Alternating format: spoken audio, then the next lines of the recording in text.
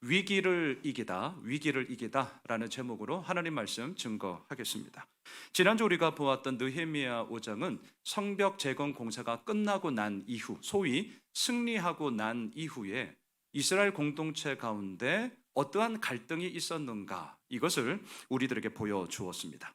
백성들은 부르짖었어요. 왜냐하면 솔선수범해야 될 귀족들이, 민장들이 고리 대금업을 통하여서 부당한 이익을 착취하였기 때문입니다. 그러니까 부르짖을 수밖에 없죠. 느헤미야는 꾸짖었습니다. 왜냐하면 자신은 이스라엘의 개혁과 변화를 위해서 막 몸부림을 치면서 앞장서고 있고, 그 주변에 동력자로서 서야 할 사람들이 정작 뒤에서는 딴짓을 하고 있었기 때문이죠. 얼마나 열받습니까? 그래서 엄청나게 꾸짖었잖아요.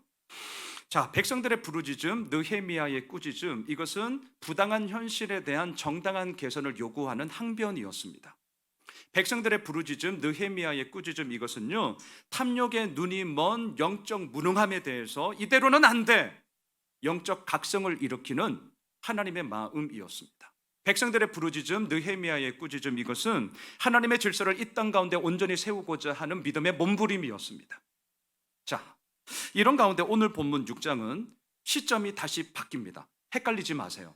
다시요. 5장은 모든 것이 다 완비된 이후에 벌어졌던 이스라엘 공동체의 내부 상황이었다면, 오늘 본문 6장은 다시금 어디로 가냐면 공사를 한참 진행하고 있을 때로 갑니다. 1절을 안 읽을 거예요. 근데 1절에 보시면 성벽은 완공이 되었어요. 근데 성문의 문짝을 아직 못 달았을 때입니다. 이제 거의 끝 무렵입니다. 자, 바로 이럴 때에 오늘 본문에 보시면 크게 세 가지의 안 좋은 이야기가 나오는데, 느헤미야를 죽이기 위해서 반대 세력들이 암살을 모의하고 있다라는 겁니다. 첫 번째, 산발랏이 거짓 회담을 제안합니다. 또한 두 번째, 돈에 매수된 스마야 제사장이 거짓말을 하고요. 세 번째, 도비아가 이스라엘 귀족과 혼인 관계, 혈연 관계를 딱 맺음으로 말미암아 내통하면서 얼마나 느헤미야를 괴롭히는지를 모릅니다. 자, 이 사건들을 우리가 보게 될 텐데, 여기서 우리가 바라보고자 하는 포인트가 있어요. 이걸 잊지 마세요. 느헤미야는 어떻게 이러한 위기를 이길 수 있었을까? 오늘 말씀의 제목을 꼭 기억하세요. 위기를 이기다, 이 말이 헐 좋은 말이 아니라 진짜 어떻게 했길래 이러한 위기를 이길 수 있었을까? 저는 오늘 두 가지로 딱 정리하겠습니다. 첫째, 분명한 목적의식이 있었기 때문이다. 두 번째, 온전한 말씀 순종이 있었기 때문이다. 자, 이게 이제 무슨 말인지 오늘 말씀을 통해 함께 보시죠. 2절로 가보겠습니다. 자, 6장 2절 같이 읽읍시다. 산발락과 게셈이 내게 사람을 보내어 이르기를, 오라, 우리가 오노 평지 한 촌에서 서로 만나자 하니 실상은 나를 해하고자 함이었더라. 오노 평지는 예루살렘으로부터 북쪽으로 대략 35km 떨어진 곳이고요, 예루살렘과 사마리아의 국경지대입니다. 접경지입니다. 우리나라로 비유하자면 임진각에 있는 판문점에서 남북한 정상회담 합시다. 자, 요거 생각하시면 돼요. 거기서 우리 만납시다. 누군가가 우위에 점하고 누군가가 꿀리고 이런 게 아니잖아요. 접경 지역에서 똑같은 공평한 환경과 조건에서 우리 서로 만납시다라는 이 제안을 했단 말이죠. 그런데 느헤미야는 이 제안에 대해서 어떻게 하냐면 거절해요. 그것도 무려 4번이나 거절합니다. 오늘 보면 4절로 가보세요. 같이 읽을까요? 그들이 4번이나 이같이 내게 사람을 보내되 나는 똑같이 대답하였더니. 자, 느헤미야는 4번 거절했고요, 산발랏의 입장에서는 무려 4번이나 거절당한 겁니다. 자, 질문.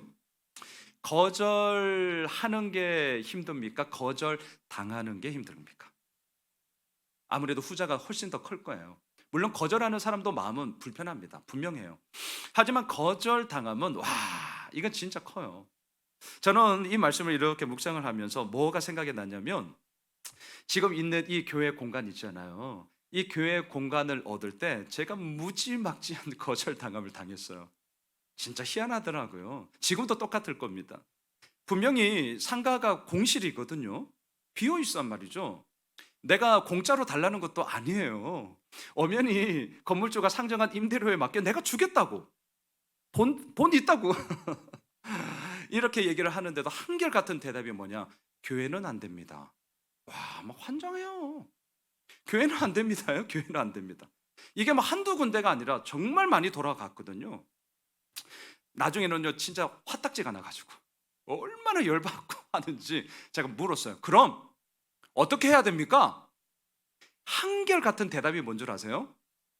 사세요. 거절의 한결같은 대답도 교회는 안 된다 그러지. 하지만 교회 공간이 있어야 뭔가 우리의 모임이 이루어지니까 그럼 어떻게 해야 되느냐? 한결같은 대답, 사세요. 이게 현실입니다. 지금도 똑같아요. 제가 알기로 다 속속들이는 모릅니다만 이 주변에도 교회들이 있는데 제가 알기로는 다른 교회는 그래도 다 산 걸로 알고 있어요. 임대가 유일합니다, 우리가. 하여튼 뭐 그런 모습으로 가고 있는데 여러분 그렇게 거절당했을 때 기분 엄청나게 속상합니다. 제가 좀 엄청 좋게 얘기한 거예요. 속상하다는 더 이상의 표현이 나올 수 있는데 제가 좀 추스리고 정말 속상했어요. 이 공간도 거절당했던 공간입니다. 근데 어떻게 이걸 얻을 수 있었느냐? 여러분 저 맞은편에 주유소가 있는데 그 당시만 해도 2017년 5월만 해도 베르디움이 막 이제 마지막 공사하고 있고 다 이곳에 컨테이너 박스, 상가 분양 사무실들 뭐 그런 분들 계시잖아요. 이름도 모르는 어느 한 여자 실장님, 와 잊을 수가 없어요. 낙심한 마음이 이렇게 가고 있는데 뭐 하냐고, 공간 찾고 있다고. 근데 안 빌려준다고. 잠깐만 있어 보라고. 뭐 어딜 전화하더니 한번 만나보시라고. 그게 여기였어요. 저는 예수 호면실의 이 공간의 이야기를 생각을 하면 감사한 게 뭐냐면 거절당함에서부터 시작했다는 게 저에게는 아주 큰 메시지입니다. 거절당함에서부터 제가 시작을 했어요. 그런데 그 거절당함의 아픔과 어려움은 이루 말할 수 없었지만 그것이 있다 보니까 지금 방금 들리셨죠? 제이키즈홀에서 오하나를 지금 이렇게 게임을 지금 애들이 막 하고 있어요. 저는 이런 소리가 너무 좋은 거예요. 앞서 들으셨나요? 지금 제이 드림홀에서 지금은 이제 조용한데 말씀 듣고 있겠지만 찬양하는 그런 소리가 아이들의 그 소리 한마디가 듣는 게 너무 좋은 거예요. 예사랑부 또 오후에 1시 반에 우리 청년부 지체들이 얼마 안 있지만 그래도 찬양하는 소리가 저 목양실에서 들리거든요. 너무 감사한 거예요. 이거 진짜가 그냥 하는 말이 아닙니다. 진짜요, 진짜. 그 거절당함에서부터 시작된 저의 모습 가운데서 이 공간에서 이루어지는 남들이 보면 뭐야 이럴 수 있겠죠.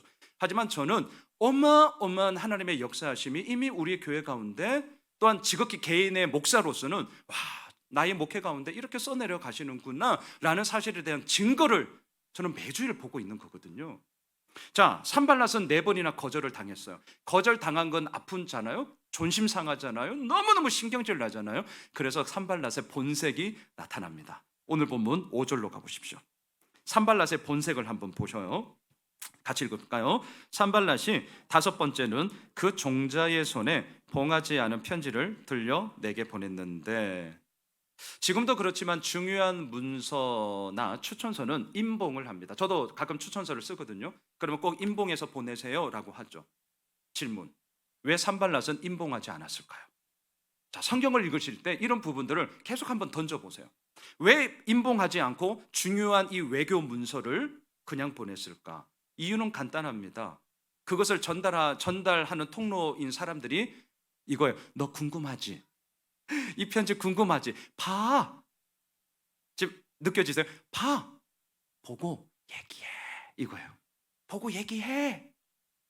아주 의도적인 산발랏의 노림수예요. 이걸 임봉해야 되는 거거든요. 중요한 정상회담인데 누설되면 어떻게 됩니까? 몇 날 몇 시에 어디에서 이거 누설되면 안 되는 거죠. 이건 1급 비밀이에요. 탑 시크릿이에요. 근데 바라는 거 의도적인 거죠. 산발랏이 편지에 뭐라고 썼는 줄 아세요? 자, 6절 7절을 한번 보세요. 6절 7절 이렇게 썼습니다. 같이 읽을까요? 그 글에 이르기를 이방 중에도 소문이 있고 가스무도 말하기를 너와 유다 사람들이 모반하려 하여 성벽을 건축한다 하나니 네가 그 말과 같이 왕이 되려 하는도다. 또 내가 선지자를 세워 예루살렘에서 너를 들어 선전하기를 유다의 왕이 있다 하게 하였으니 지금 이 말이 왕에게 들릴지라 그런즉 너는 이제 오라 함께 의논하자 하였기로. 한마디로 말하면 느헤미야는 왕이 되고자 한다 이거죠. 왕이 되고자 한다.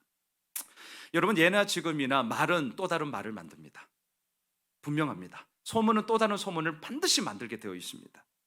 그리고는 때로는 내가 전혀 그렇게 하지 않았음에도 불구하고 만들어진 말, 만들어진 소문은 어느샌가 내가 그렇게 한 주동자로서 나에게 위험과 공경을 딱 처하게 만드는 그러한 이야기들이 숱합니다. 산발랏이 의도한 노림수가 바로 이거예요. 입으로 임봉하지 않았어요. 보라는 거예요. 그리고 너희들끼리 궁금한 거 다 너만 알아? 요거 있죠. 너만 알아? 아니에요. 쟤도 알고 있어요. 속지 마세요. 내가 아는 건 다 알고 있다 생각하시면 돼요. 근데 우리는 얘기하죠. 너만 알아? 지금 그거예요. 왕이 되고자 한다는 이 이야기를, 여론의 문매를 느헤미야가 마주물을 통하여서 4번 거절당했는데, 두고 봐. 요 여론의 문매가 너 맞으면 이제 꼼짝 못하고 이 회담에 나오게 되겠지. 그러면 이 산발랏의 속셈은 뭐예요? 나오면 그때 죽여버릴 거다, 이거죠. 반면 느헤미야는 이러한 상황에 대해서 이제 어떠했을까요? 4번이나 거절하는데 왜 불편하지 않겠어요? 근데 또 5번째까지 이렇게 제안을 합니다. 그동안 반대 세력들은 느헤미야를 향해서 멸시했습니다. 조롱했습니다. 업신여겼습니다. 완전히 개무시했어요. 너희들 못할 걸, 이렇게 됐습니다. 심지어는 군사력을 동원해서라도 성벽 제거는 내가 막아버릴 거야, 위협을 했습니다. 자, 이러한 반대 세력들의 압박은 분명 느헤미야에게도 엄청난 부담이었습니다. 느헤미야도 우리와 똑같은 사람이잖아요. 더군다나 지난주 우리가 보았지만 일하고 있는 이스라엘 백성들은 이 공격이 언제 올지 모르니까 한 손에는 무기, 한 손으로는 노동일을 하면서 자신에게 주어진 일을 했다. 근데 이게 말이 좋은데요, 정작 그 일을 감당하는 사람들은 어떨까요? 시간이 지나면 지날수록 소위 피곤기 있죠. 피곤기가 이루 말할 수 없습니다. 말은 좋아요. 하지만 우리 보고 그 일을 해보라고 해서 이거는 시간이 지날수록 피곤기가 쌓이는 엄청난 큰 일입니다. 자, 지금 느헤미야가 처해 있는 이 상황 가운데서 회담을 하자, 이거는 너무나 달콤한 제안이에요. 왜냐하면 지금의 긴장 상태를 대화를 통해서 해결할 수 있다면 피곤기가 쌓여가고 있는 이스라엘 백성들에게도 최상의 시나리오였기 때문이고, 또한 내가 원하는 목적을 이룰 수 있는 가장 평화적인 방법이었기 때문이죠. 우리가 지금 매일마다 창세기 말씀을 묵상하잖아요. 저는 선악과 사건이 이때도 생각이 났어요. 선악과를 따먹으라고 뱀이 유혹하고 있는 그 유혹에 하와가 딱 그 마음이 딱 들어오자 어때요? 보암직하고 먹음직하고 탐스럽게 보였던 것처럼, 지금 느헤미야의 심리적 압박감, 피곤기가 쌓여가고 있는 현실, 이것을 빨리 어떻게든 풀어가야 되는 리더의 책임, 좀 느껴지시죠? 이 부분에 대해서 평화회담이 딱 제안이 왔다? 오호라, 이거 할만한데, 딱 먹을 수 있는 거란 말이죠. 그런데 느헤미야는 이러한 산발랏의 유혹에 대해서 넘어가지 않았습니다. 넘어뜨리는 올무, 죽음의 위기에 넘어가지 않았어요. 어떻게 이럴 수 있었는가? 오늘 첫 번째 포인트, 분명한 목적의식이 있었기 때문이에요. 여러분 자막을 한번 보십시오. 3절로 내려가시죠. 자, 3절 같이 읽겠습니다. 내가 곧 그들에게 사자들을 보내어 이르기를 내가 이제 큰 역사를 하니 내려가지 못하겠노라. 어찌하여 역사를 중지하게 하고 너희에게로 내려가겠느냐 하매, 느헤미야가 이 달콤한 제안을 거절했던 이유는, 아하, 회담을 가장해서 나를 죽이려 하는구나라는 이 인포메이션을 알았기 때문이 아닙니다. 오늘 성경을 보면 뒤늦게 알았어요. 뒤늦게.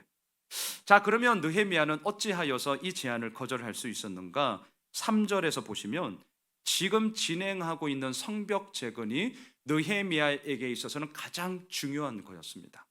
그런데 그 중요한 일을 잠깐 중지하고 회담에 참여한다? 이것은 느헤미야에게 있어서 주객이 전도되는 말도 안 되는 일이었어요. 지금 느헤미야의 분명한 기준이 있다는 것을 보셔야 됩니다. 느헤미야가 유대 총독으로 온 이유가 뭐죠? 지금 느헤미야가 진두지휘하면서 온 마음을 다해 성벽 재건하는 이유가 무엇입니까? 자막을 한번 보세요. 느헤미야 2장 17절로 가시죠. 이 구절에 이 이유에 대한 목적이 나와 있습니다. 같이 읽읍시다. 후에 그들에게 이르기를 우리가 당한 공경은 너희도 보고 있는 바라. 예루살렘이 황폐하고 성문이 불탔으니 자, 예루살렘 성을 건축하여 다시 수치를 당하지 말자 하고, 느헤미야가 유대 총독으로 온 이유는요, 무너진 예루살렘 성벽과 성문을 재건하기 위해서입니다. 왜 느헤미야는 온 마음을 다해 진두지휘하며 이 무너진 성벽과 성문을 재건하고자 하는가? 다른 이민족들로부터 우리 수치 당하지 말자. 지금 얘기하잖아요. 우리 다시는 수치 당하지 말자. 우리 제대로 정신 차려서 우리 이 나라 이렇게 세워야 돼, 이거였거든요. 분명한 목적이 있단 말이죠.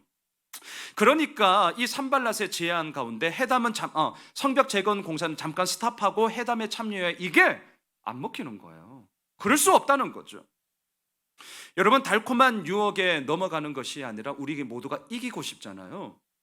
올무와 죽음의 위기에서 우리가 날마다 벗어나고 싶잖아요. 그렇다면 오늘 보면 첫 번째 포인트, 우리에게 주어진 분명한 목적의식이 더 선명해져야 됩니다. 분명한 목적의식이란 뭘까? 제가 좀 곰곰이 생각을 해봤어요. 되게 그럴싸한 얘기잖아요, 지금. 근데 이게 자칫하면 붕 뜬 얘기로 끝나버릴 수 있겠다. 양순홍, 너에게 목적의식이란 또 다른 말로 뭐라고 정의 내릴 수 있니? 라고 할 때 저는 이렇게 정의를 내렸어요. 지금 내가 이 일을 왜 하고 있지? 지금 내가 이 교회를 왜 다니고 있지? 내가 저 사람을 왜 만나고 있지? 우리의 삶 가운데는 왜라는 질문이 끊임없이 쏟아질 것입니다. 그 끊임없이 쏟아지는 왜라는 질문에 대해서 남이 아니에요, 다른 사람 얘기하지 마세요. 내가 대답할 수 있는 나의 대답이 곧 분명한 목적의식이다. 저는 이렇게 정의 내리고 싶습니다. 저 스스로 종종 묻습니다. 양 목사, 너 왜 목사 됐어? 저 진짜 저 스스로에게 물어요. 너 왜 목사 됐니? 자문자답하거든요. 저는 이 질문에 대해서 저의 대답은 항상 고등학교 2학년 때 저에게 주어졌던 말씀, 로마서 6장 13절입니다.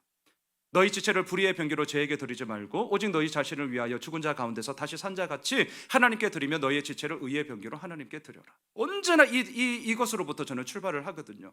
왜? 그게 내가 목사가 된 이유니까. 힘들고 어려울 때 저는 마음의 되새깁니다. 의의 병기로 하나님께 드려. 마음이 불편할 때가 있어요. 이게 뭐지? 헛딱지가 나기도 하고요, 이해가 되지 않을 때도 있어요. 그럴 때 저의 마음에 되새겨요. 너 왜 목사 됐어? 의의 병기로 하나님께 드려. 반대로 기쁘고 감사할 때도 있어요. 우리 집사님들의 이런 회복의 이야기, 또한 어떠한 것에 같이 기도를 했다가 목사님 너무 잘 됐어요, 그런 이야기를 들을 때 얼마나 기분이 좋은지요. 그렇게 기쁘고 감사할 때도 저는 되새겨요. 의의 병기로 하나님께 드려. 제가 이렇게 하는 이유가 있습니다. 분명한 목적의식, 분명한 나의 대답이 있을 때에 힘들고 어려워요. 힘들고 어려운 건 사실이죠. 하지만 그 가운데 좌절과 낭망에 빠지지는 않습니다. 나의 분명한 대답과 나의 분명한 목적의식이 있을 때 기쁘고 감사해요. 그럼 얼마나 기분 좋은데요. 그런데 그것이 교만과 안일함으로 나를 빠뜨리지 않게 합니다. 지금 다 동의하실 거예요. 우리 교회도 마찬가지입니다. 제가 작년 12월에 우리 재직 명단을 이렇게 추스리면서 제가 주보 칼럼에 이미 썼던 거, 이렇게 재직 명단을 보면서 제 마음에 들었던 거 두 가지를 제가 이미 얘기를 했었죠, 지난달에. 첫째, 예수홈연실 교회가 그래도 건강한 교회로 하나님께서 이끌어 가시는구나. 너무너무 감사했어요. 이유는 간단합니다. 왜냐하면 교회에 대한 갈망함, 소위 건강한 교회에 대한 그러한 갈증들을 그래도 이곳에서 그나마 해갈할 수 있는 은혜의 이야기가 있기에 하나님께서 여러분들을 한 분 한 분 이렇게 보내주셔서 지금 예수홈연실 교회가 여기까지 온 거니까 저로서는 너무너무 감사한 거죠. 하지만 둘째, 제 마음의 한편에는 뭐가 있느냐? 그래도 만만치는 않겠구나. 저의 솔직한 마음이었어요. 만만치는 않겠구나. 왜냐? 각기 다른 곳에서 수십 년 신앙생활을 해오신 분들이 저희 교회는 비중이 많습니다. 그만큼 교회에 대한 고민이 참 많았다라는 것을 역설적으로 지금 보여주고 있는 거죠. 그런데 어떻습니까? 수십 년간 각자의 신앙생활이 이미 우리의 옷으로 다 입고 있어요. 없다는 거 거짓말입니다. 저도 있어요. 우리 다 각자의 옷을 입고 여기에 온 거거든요. 그래서 정작 우리가 몸담고 있는 예수홈연실 교회는 4년 4개월 된 이제 영아에서 갓 벗어난 유아입니다. 아직 어려요. 몇십 년 된 장성한 교회도 아니고요, 시스템적으로 틀이 딱 되어 있어서 뭔가 탄탄하게, 소위 조직력으로 탄탄하게 가는 교회가 저희 교회는 절대 아니거든요. 그런 교회가 아니에요. 저희 교회는 조직력이 없어요. 그래서 올해부터 어떻게든 좀 최소한의 조직력은 가져야 되겠다. 그래서 목자 셀 모임도 하고 하는 거예요. 이걸 놓치면 이것마저 막 흔들릴까 봐. 이런 교회입니다. 서로의 생각이 다를 수 있죠. 다르기 때문에 우리 교회는 뭘 더 해야 되느냐? 서로 많은 이야기를 나누셔야 됩니다. 서로 너무너무 달라요. 그래서 어떻게 해야 되는 줄 아세요? 요즘 나의 마음이 어떤지, 나의 생각이 어떤지, 그동안 내 삶 가운데서 하나님께서 빚어주신 하나님의 이야기가 어떤지를 많이 많이 나누셔야 합니다. 진짜 필요한 교회예요. 남의 이야기 말고 나의 이야기를 나누셔야 돼요. 여러분, 제가 오늘 설교를 준비하면서 그동안 또한 저의 설교를 쭉 들어오시면서 제가 설교를 이렇게 구성하고 본문을 관찰하고 그 가운데서 풀어가는 얘기 속에 거의 책 얘기를 잘 안 할 거예요. 돌아가는 세상 얘기 뭐 어느 정도는 하겠지만 많은 비중을 차지하지 않을 겁니다. 책 저 읽어요. 돌아가는 뉴스 저 많이 봅니다. 최근에 이제 7시간 오늘 저녁에 방송된다면서요. 관심 없었거든요. 근데 뭐 며칠 전부터 뭐 계속 얘기를 하길래 저 같은 인간에게도 이런 관심을 끌 것 같으면 와, 다른 분들에게는 어마무시한 관심거리가 되겠구나. 뭐 그런 세상에 돌아가는 이야기들이 있죠. 하지만 저의 의도가 있어요. 사실은 저의 의도, 설교를 통해서 결국은 목사가 생각하고 있고 정신이 추구되는 방향이 어디인지를 결국은 공유하는 것인데, 제가 아주 의도적으로 제 얘기 많이 합니다. 아마 아실 거예요. 느끼실 거예요. 의도적으로 제 마음의 이야기, 저의 갈등의 이야기, 저의 고민의 이야기, 좋은 것만 저 얘기하지 않습니다. 저 막 짜증나는 얘기도 저 하잖아요. 나 힘들다고, 어렵다고, 어떻게 해야 될지 모르겠다고. 의도가 있어요. 여러분, 의도가 있다고요. 예수 호메실 교회가 그러한 교회로 하나님 앞에 서서 다른 사람의 이야기, 세상에 돌아가는 이야기는요, 이곳 아니더라도 여러분들이 일반 직장 생활에서 세상 가운데 어마무시하게 해요. 잘못된 건 아닙니다. 하지만 적어도 하나님을 예배하는 교회에서 하나님의 생명의 말씀이 진짜 우리에게 모든 것이야 라는 고백이 있는 곳이라면 그 하나님이 나의 삶을 통해서 어떻게 빚어가시는가, 힘들면 힘들다고, 어려우면 어렵다고, 잘되면 너무 감사하다고, 그런 나의 이야기로 우리 교회가 나아가면 좋겠다라는 저의 의도가 설교를 통해서 매주, 아니 매일 제가 그렇게 하는 거예요. 저는 그런 교회를 꿈꿉니다. 정말이요. 지난주부터 큐티 학교를 시작했어요. 오늘 이제 두 번째 시간을 할 거거든요. 주제 말씀이 있어요. 여러 이것저것 아니, 우리는 한 놈만 팹니다. 한 본문만 패요.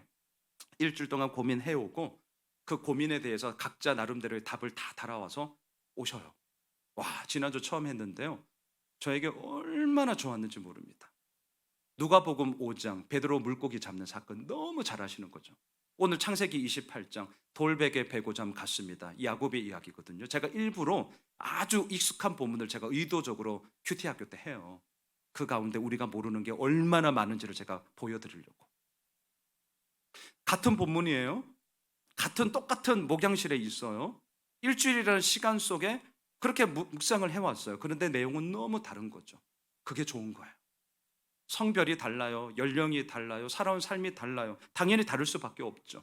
하지만 그 다름이 2022년을 살아가고 있는, 오늘을 살아가고 있는 우리들에게 하나님의 생명의 말씀이 얼마나 풍성한 것인가, 이것을 우리에게 보여주고 있는 것 아니겠습니까?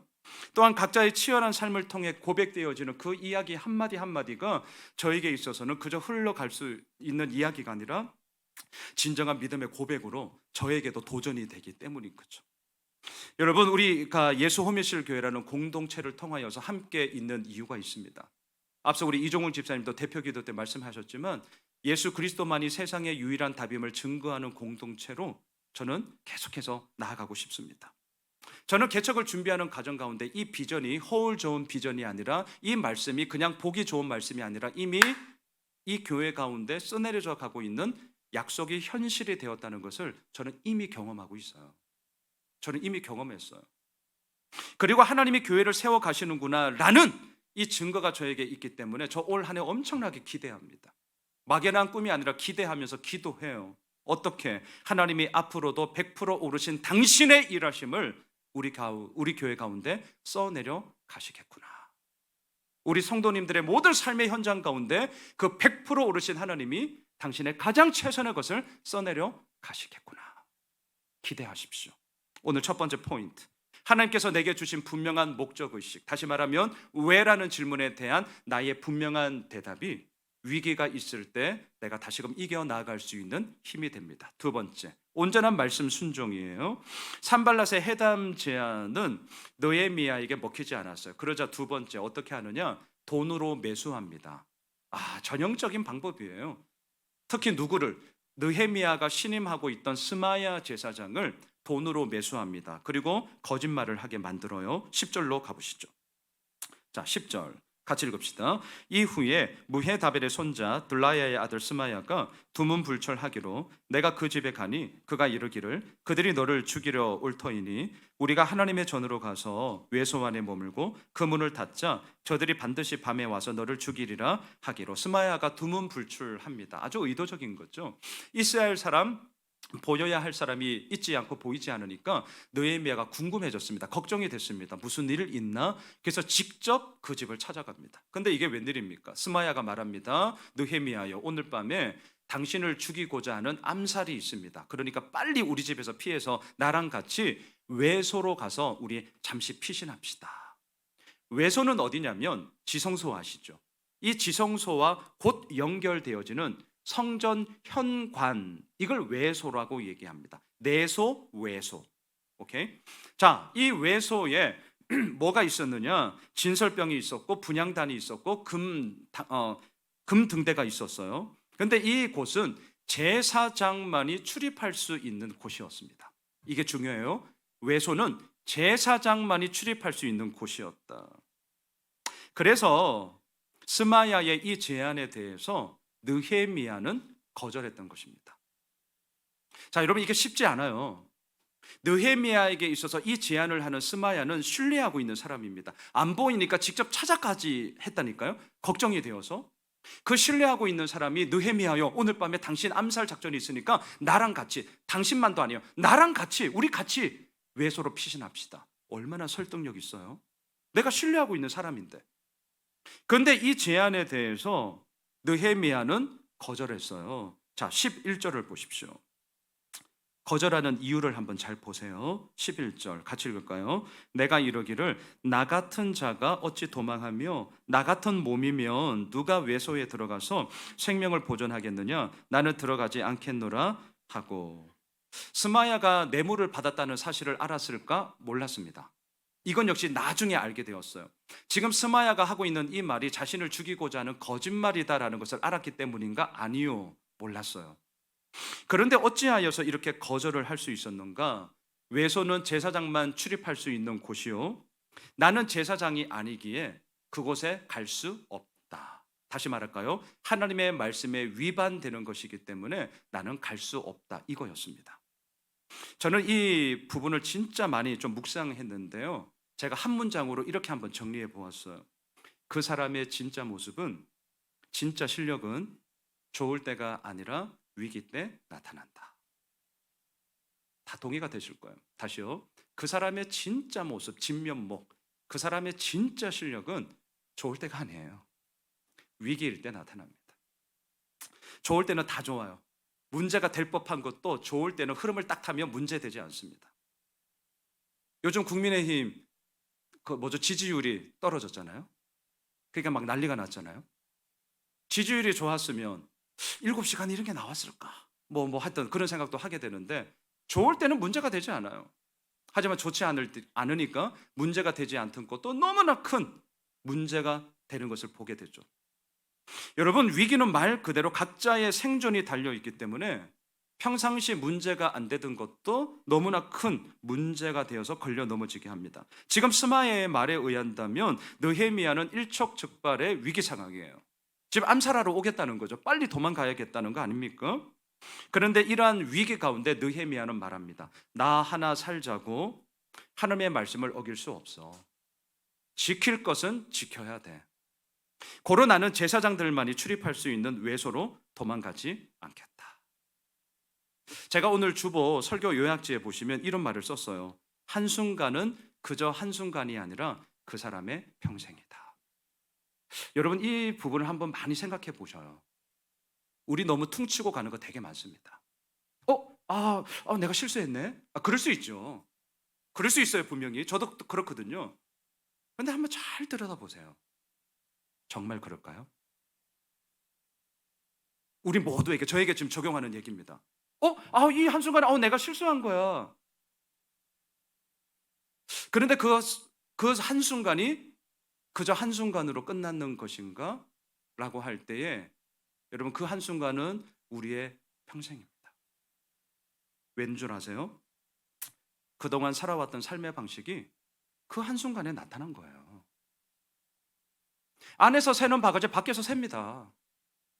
지금 안 하고 있는데 나중에 잘할 거야. 빨리 착각을 깨세요.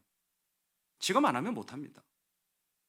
지금 벌어지고 있는 이 한순간의 모습은요, 그저 한순간이 아니라 어제까지 내가 그동안 살아왔던 삶의 방식이 바로 그때에 나타나는 거예요. 지금 느헤미야는 단지 외소는 제사장들만이 가는 곳이니까 내가 안 가겠다, 이런 차원이 아니라고요. 이 위기 때 진면목이 나타나는 겁니다. 이 위기 때 그 사람의 진짜 실력이 나타나는 거예요. 어떻게 이런 얘기를 할 수 있었느냐? 느헤미야의 평상의 삶이 바로 그러했기 때문인 것이죠.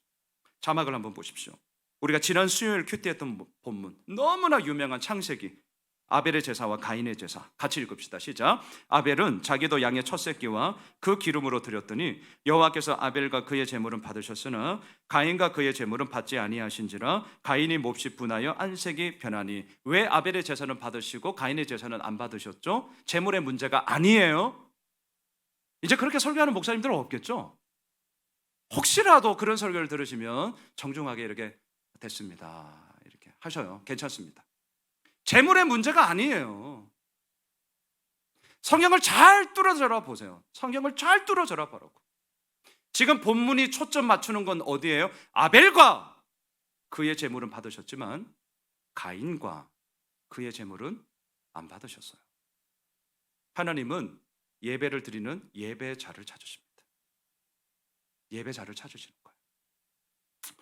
자, 그럼 재물을 드리는 사람의 문제였다면 창세기 4장에서는 가인이 어떻게 그동안 살았는가 우리 몰라요.